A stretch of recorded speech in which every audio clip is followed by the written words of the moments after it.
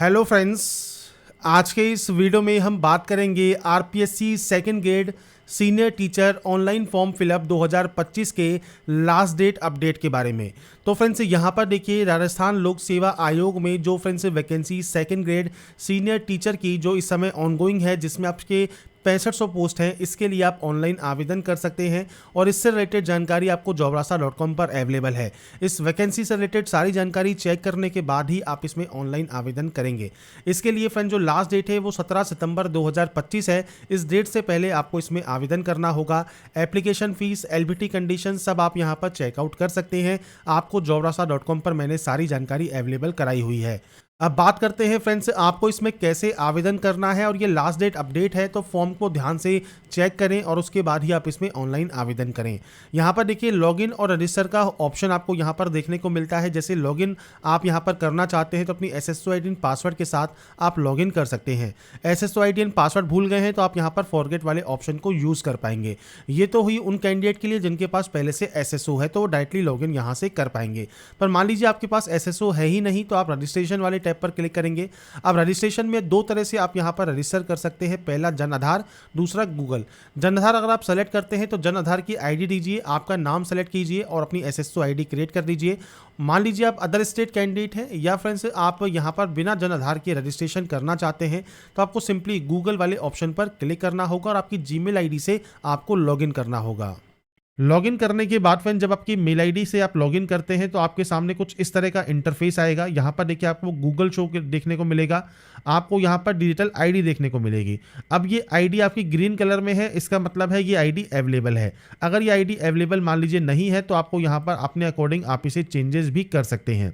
इसके बाद है पासवर्ड। पासवर्ड कैसा होना चाहिए? Lower case, upper case, digit, special character आपके इस पासवर्ड में होना ज़रूरी है।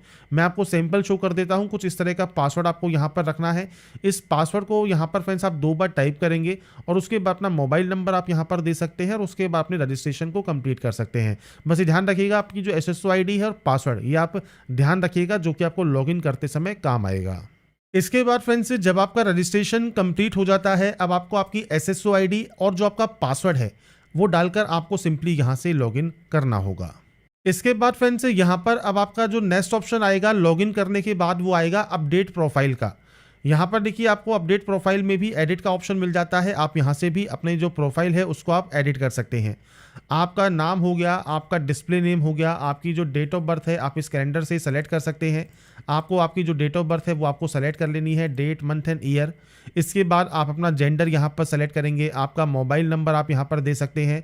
इसके बाद आपका पोस्टल एड्रेस क्या है, सिटी क्या है, इसके अलावा स्टेट कौन सा है, जन आधार आईडी है तो जन आधार आईडी दे सकते हैं। ये आपको मैंडेटरी नहीं है। बाकी देखिए, रेड स्टार जिस पे लगा मिलेगा, जिसमें आपका नाम हो गया और इसके अलावा आपका डेट ऑफ बर्थ है और आपका जेंडर है, ये जानकारी आपकी मैंडेटरी होती है। बाकी आप और भी आपके ऑप्शंस हैं उनको भी आप यहाँ पर अपडेट कर सकते हैं। तो प्रोफाइल सबसे पहले आप यहाँ पर अपडेट कर लेंगे। अपडेट करने के बाद अब आपका देखिए जो ये प्रोसेस है वो यहाँ पर कंप्लीट हो जाता है। अब आपको फ्रेंड्स यहाँ पर देखिए सिटीजन ऐप में जाना है और यहाँ पर आपको देखिए मल्टीपल ऑप्शंस मिलते हैं। आपको यहाँ पर देखिए जितने भी आइकन्स हैं, आप इन सभी आइकन में जो भी आपको सुविधा मिलती है वो आप यूज़ यहाँ पर कर सकते हैं।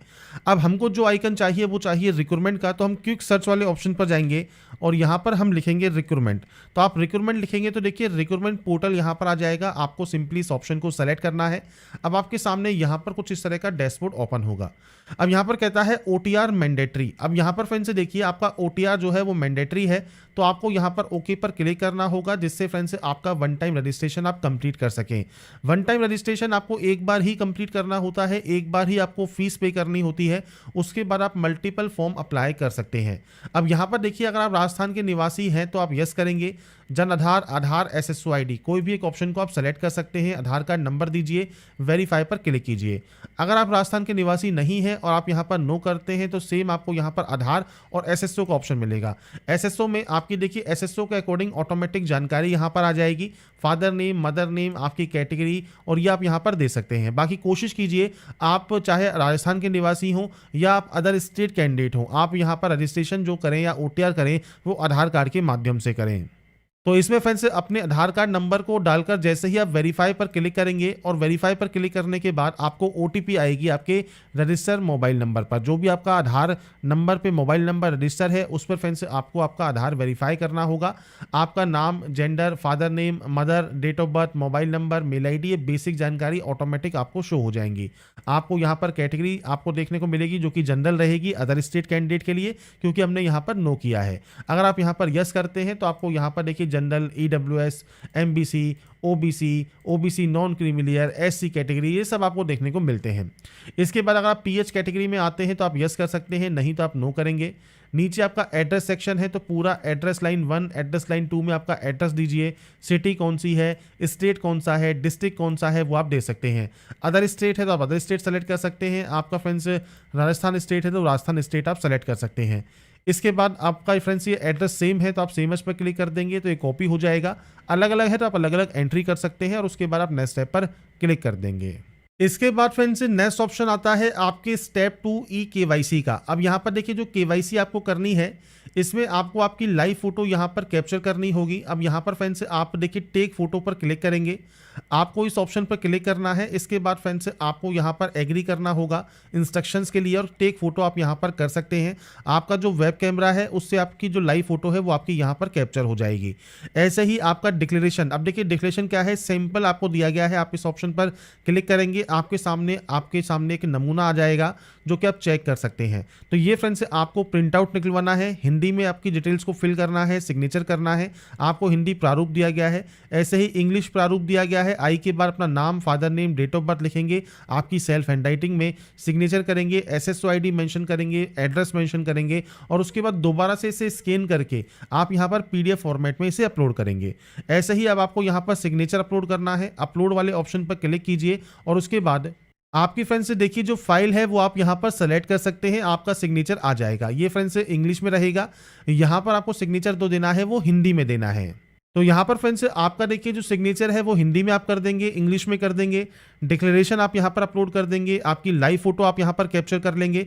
Live photo friends web camera से ही आपको सही से क्लिक करनी है। अगर आप देखिए मोबाइल से कर रहे हैं तो मोबाइल से भी आप कर सकते हैं, कोई दिक्कत नहीं है। बाकी देखिए फ्रेंड्स जो फोटो है वो क्लियर होनी चाहिए। इसके बाद आप सेव एंड नेक्स्ट यहाँ से कर सकते हैं। तो ये स्टेप है सेकेंड स्टेप जो कि आपको यहाँ पर कंप्लीट करना होता है। और लास्ट स्टेप रहता है आपके पेमेंट का। पेमेंट फ्रेंड्स आप किसी भी बैंक के credit card, debit card, net banking से आप कंप्लीट कर सकते हैं, क्योंकि देखिए ओटीआर में पेमेंट आपको एक बार ही करना होता है। अगर आपका पेमेंट पहले से किया हुआ है तो आप दोबारा पेमेंट नहीं कर सकते।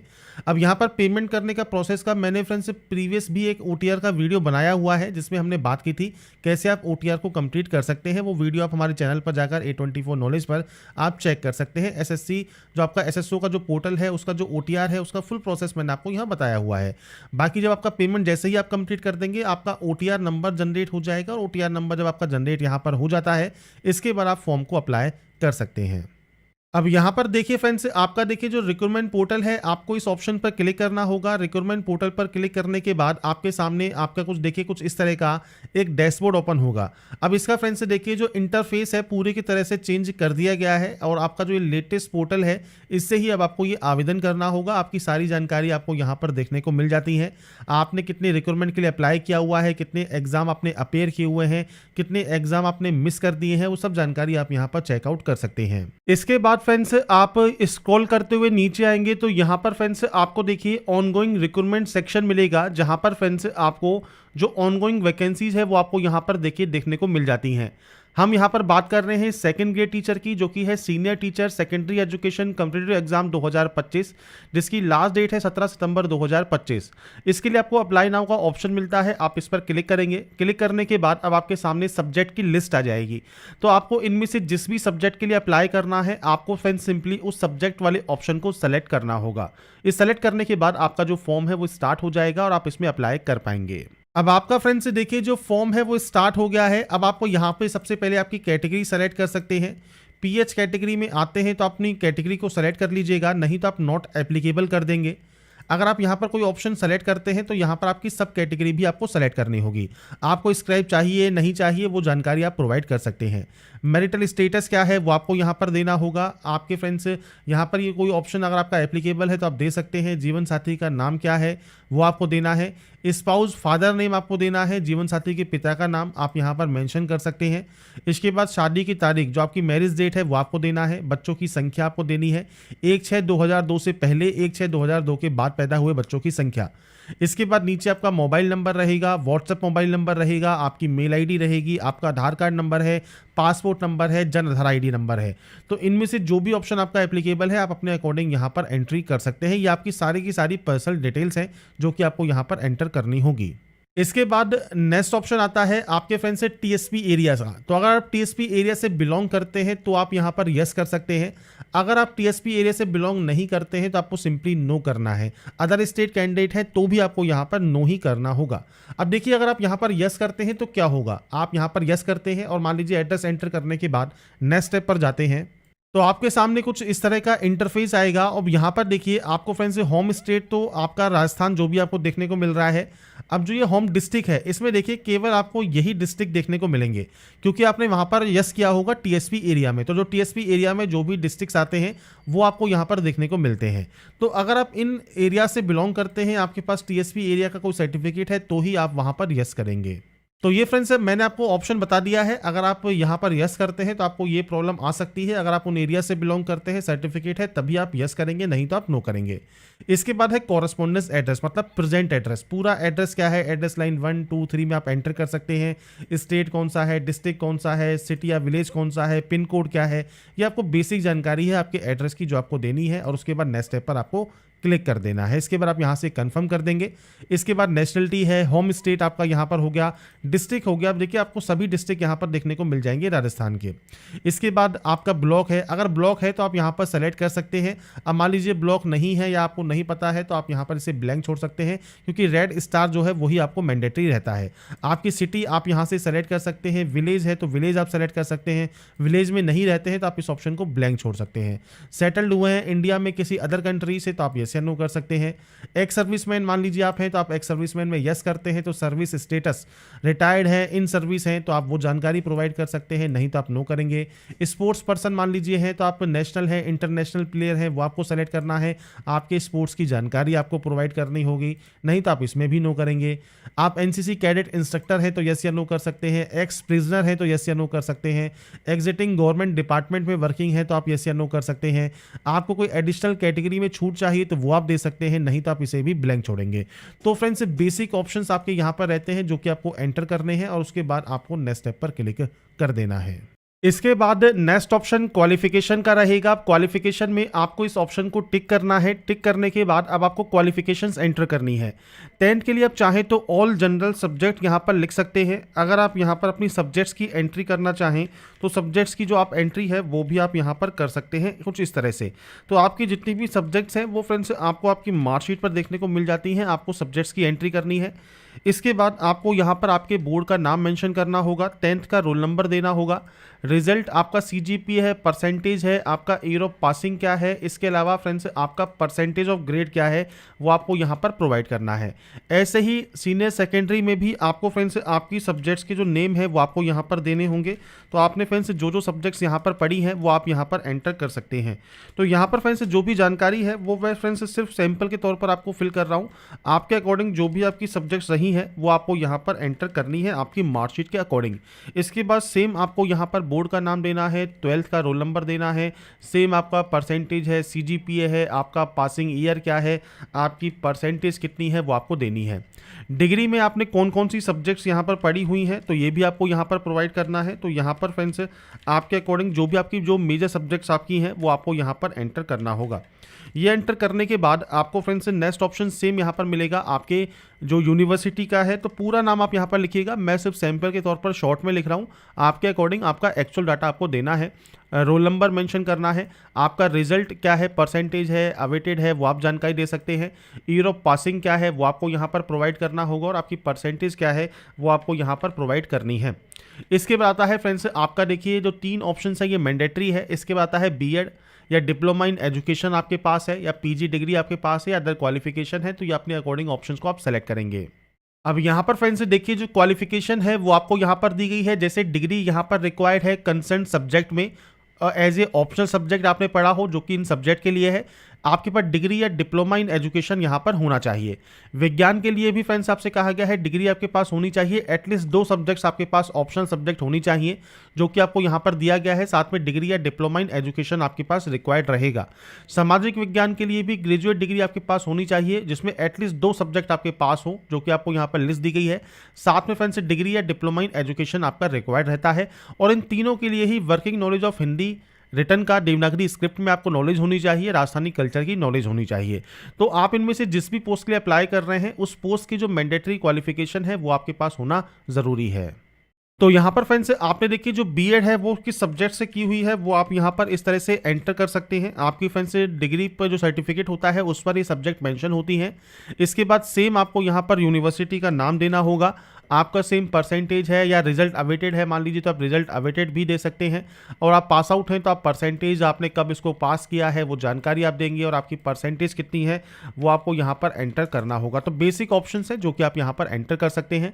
इसके बाद फ्रेंड्स से कोई एक्सपीरियंस मान लीजिए आपके पास है तो आप यहाँ पर अपने एक्सपीरियंस की जानकारी दे सकते हैं, आपके एम्प्लॉयर का नाम, इसके अलावा जो संस्थान जहाँ पर आप काम करते हैं उनका कोई पंजीकरण संख्या है तो वो आप दे सकते हैं, आपकी डेजिग्नेशन मतलब पोस्ट का नाम क्या था, डिपार्टमेंट कौन सा था, क्या आप काम करते थे उस पोस्ट पर, कब से कब तक आपने काम किया, ये बेसिक जानकारी है जो कि आपको देनी होगी।